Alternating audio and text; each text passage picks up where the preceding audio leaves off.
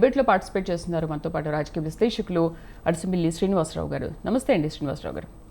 నమస్కారం అండి. సార్, కడిగిన ఆణిముత్యం ధర్మమే గెలిచింది, సమయం వచ్చినప్పుడు అందరికీ కూడా వడ్డీతో సహా చెల్లిస్తాను అని సత్య అంటే బెయిల్ రిలీజ్ అయినప్పుడు కవిత బెయిల్ మీద రిలీజ్ అయినప్పుడు కవిత ఈ వ్యాఖ్యలు చేయగా, నిన్న సత్య మార్గంలోనే నడిచినందువల్లే దేవుడికి అంటే దేవుడు నాకు ఆశీస్సులు అందించారని చెప్పేసి నిన్న కేజ్రీవాల్ మాట్లాడారు. సో ఈ కామెంట్స్ ని మనం ఎలా చూడాలి? ఇక్కడ మేడం నేను ఏం ఆలోచిస్తున్నానంటే, కేజ్రీవాల్ అయినా లేకపోతే ఆ కవిత గారైనా ఆ స్కామ్ వాల్యూమ్ ఒక 150 కోట్లు అని చెప్పేసి అన్నారు. ఇప్పటి వరకు కూడా దర్యాప్తు సంస్థ కానీ, ఈడీలు కానీ లేకపోతే సిబిఐలు కానీ ₹1 మనీ ట్రయల్ చూపించలేకపోయారు. ఎవరి దగ్గర నుంచి ఎవరికి వెళ్ళింది అనేటువంటిది స్పష్టమైన ఆధారాలు అయితే లేవు. మరి ఇన్ని రోజుల పాటు ఆ కవిత గారినైనా సరే రిమాండ్ చేయటం కానీ, అలాగే కేజ్రీవాల్ గారు సాక్షాత్తు ముఖ్యమంత్రి స్థాయిలో ఉన్న వ్యక్తి, వాళ్ళ పార్టీకి కానీ ఆయనకి కానీ చాలా స్వచ్ఛమైన వాడు, అవినీతికి వ్యతిరేకం అనేటువంటి మంచి పేరు ఉంది దేశ ప్రజల్లో. ఇక్కడ కవిత గారి విషయంలో అయినా కొంచెం ప్రాథమిక సాక్ష్యాధారాలు ఏమన్నా ఉన్నాయేమో, ఎవరన్నా వేరే వాళ్ళు వీళ్ళ పేరు ఇన్వాల్వ్ చేశారేమో, కానీ కేజ్రీవాల్ విషయంలో మరి అది కూడా లేదు. వాళ్ళ మంత్రివర్గంలో సభ్యులు సిసోడియాని అసలు నెలల తరబడి నిర్బంధించారు. 17 నెలలు ఉంచారు. అవునండి. ఆయన కూడా చావుదప్పు కళ్ళు అట్టబోయినట్టు మనం బయటకు వచ్చాడు.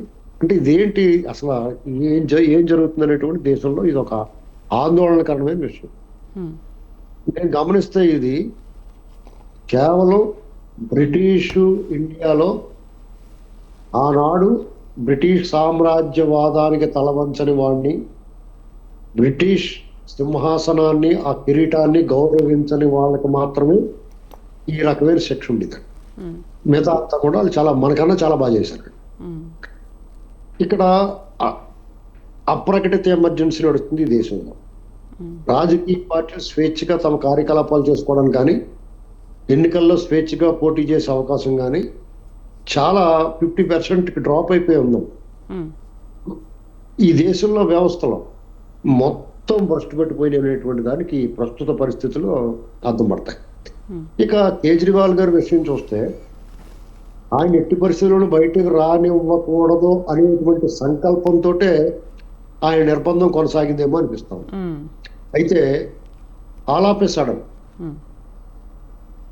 ఇక్కడ ఒక వివాదాస్పదమైన వార్తోటి హల్చల్ చేస్తా ఉంది. అదేంటంటే సోషల్ మీడియాలో కానీ లేకపోతే వాట్సాప్ యూనివర్సిటీలో కానీ మన భారత అత్యున్నత న్యాయస్థాన న్యాయమూర్తి chief justice of India Chandrachud గారి ఇంట్లో గణపతి పూజోత్సవం జరిగింది. దానికి ప్రధానమంత్రి గారు హాజరయ్యారు.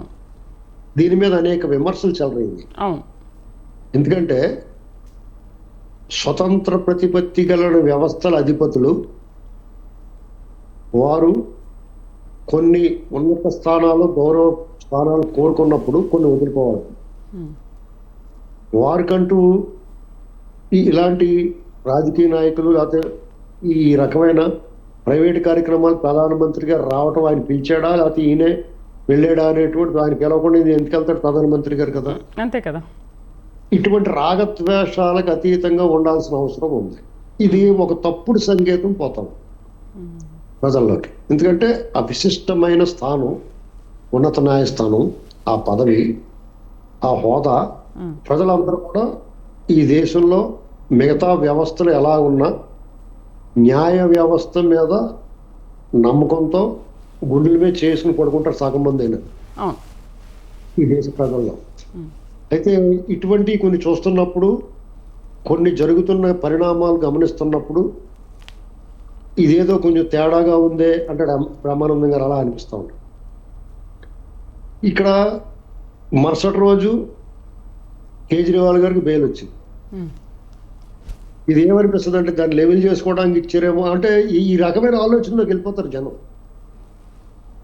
అండ్ సార్, అరెస్ట్ అప్పుడు కూడా జస్ట్ ఒక 10 to 12 days గ్యాప్లోనే కవిత అరెస్ట్ తర్వాత కేజ్రీవాల్ అరెస్ట్ అయ్యారు. అండ్ ఇప్పుడు బెయిల్ అప్పుడు కూడా ఆమె రిలీజ్ అయిన తర్వాత జస్ట్ చిన్న గ్యాప్తోనే ఈయన కూడా రిలీజ్ అయ్యారు. సేమ్ ఇందులో కూడా 5.5 నెలల గ్యాప్ ఉంది. సో దీంట్లో ఏదైనా లాజిక్ ఉందంటారా? లాజిక్ ఖచ్చితంగా ఉందండి. ఏం చేస్తారంటే సిబిఐ ఈడీల ప్రతిష్టని వాళ్ళ విశ్వసనీయతని దెబ్బతీయడానికి ప్రయత్నాలు ఏం జరుగుతుందంటే కొన్ని అపరిష్కృత కేసులు కానీ కొన్ని అసంబద్ధ కేసులు కానీ వాళ్ళు టేకప్ చేస్తారు. అప్పుడు వాళ్ళు అందులో ఫెయిల్ అవుతారు. ఫెయిల్ అయినప్పుడు వీళ్ళు నిజంగానే కొంతమంది దొంగలు పట్టుకుంటారు. ఈ గతంలో ఎవరో ఈ సిబిఐ కానీ ఈడీ కానీ ఇప్పుడు జగన్మోహన్ రెడ్డి ఉన్నాడు, ఖచ్చితంగా అతను పెద్ద బందిపోటు దొంగ. అతను పట్టుకున్నారు, అతను జైల్లో పెట్టారు, కేసులు కట్టారు, 43,000 కోట్లు సీజ్ చేశారు, అతని మీద కేసులు నడుస్తూ ఉన్నాయి. తర్వాత ఆ సిస్టంలోని ఈ వ్యవస్థలు కొంచెం జాగ్రత్తగా ఏరిసని పప్పు వేయించి తింటా కూర్చొని చూస్తా ఉన్నారు సినిమా చూసినట్టు. ఇంకా అలా వదిలేశారు. 12 ఏళ్ళ నుంచి రోడ్డు మీద తిరుగుతున్నాడు అతను, ముఖ్యమంత్రి అయిపోయాడు. ఇప్పుడు ఈ వ్యవస్థలు ఏం చేస్తాయి, మళ్ళీ ఇంకా వేరే ఇలాంటి కేసులు పట్టుకున్నప్పుడు ఈ ఎప్పుడైతే పనికిరాని కేసులు వీళ్ళు ఇలాంటి పని చేస్తున్నారు, వీళ్ళు కావాలి ఉద్దేశపూర్వకంగా ఇరికించారు అనేటువంటి ఎస్టాబ్లిష్ అయిన తర్వాత ఆ దొంగోడి కేసు కూడా అది కూడా ఇలాంటిదే అని చెప్పి మొదలెడతారు. అర్థమైందండి? ఇప్పుడు అంటే మీకు ఇలాంటి పరిగమాల కేసులు పట్టుకుని ఆ పనికొచ్చే దేశానికి ఉపయోగపడి నిజంగా దొంగలు పట్టుకున్న కేసులు కూడా 2 లెవెల్ అయిపోతాయి. ఒకే ఘాతం కట్టేస్తారు. మళ్ళీ బయటకు వచ్చాక వ్యాఖ్యలు కూడా చూసారు కదా, బయటకు వచ్చాక న్యాయమే గెలిచింది, ధర్మమే గెలిచింది, నా మనోధైర్యాన్ని దెబ్బతీయాలని చూశారు. కానీ బయటకు వచ్చిన తర్వాత 100 రెట్లతో మనోధైర్యం పెరిగింది అంటున్నారు. అంటే అసలు ఇలాంటి మాటలన్నీ ఎవరు మాట్లాడాలి? అంటే ఇప్పుడు మనం ఏ తప్పు చేయనప్పుడు కోర్టు నిజంగా కేసు కొట్టివేసినప్పుడు మనం బయటకు వచ్చినప్పుడు ఇలాంటి మాటలు వస్తాయి. బట్ ఇందులో కోర్టు ఓన్లీ బెయిల్ మాత్రమే ఇచ్చింది కదా.